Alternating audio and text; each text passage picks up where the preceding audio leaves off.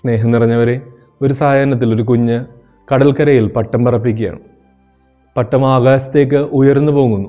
പട്ടം ഇപ്രകാരം ചിന്തിക്കുന്നുണ്ട്: ഈ നൂലൊന്ന് പൊട്ടിയിരുന്നെങ്കിൽ കുറെ കൂടി സ്വതന്ത്രമായി ആകാശത്തിന്റെ വിഹായസിലേക്ക് പറക്കാമായിരുന്നു. നൂല് പൊട്ടുന്നു. പട്ടത്തിന്റെ ചിന്തയ്ക്ക് വിപരീതമായി പട്ടം താഴേക്ക് വീഴുകയാണ്. അതിന്റെ മേലിൽ കൂടി അനേകർ ചവിട്ടി നടന്നു പോകുന്നു. നമ്മെ ദൈവവുമായി ബന്ധിപ്പിക്കുന്ന അദൃശ്യമായ ഒരു നൂലാണ് പ്രാർത്ഥന.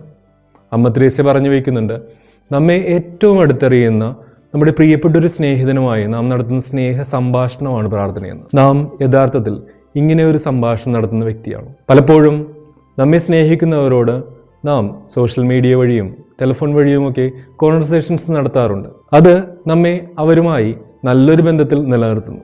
എവിടെ ഈ കോൺവെർസേഷൻ, ഈ സംഭാഷണങ്ങൾ മുറിഞ്ഞു പോകുന്നുവോ, ആ ബന്ധം പതിയെ പതിയെ അകന്നില്ലാതാകും. പ്രിയപ്പെട്ടവരെ, നമുക്ക് വ്യക്തിപരമായി പ്രാർത്ഥിക്കാം. കുറെ കൂടി ദൈവത്തെ ചേർത്ത് പിടിക്കാം.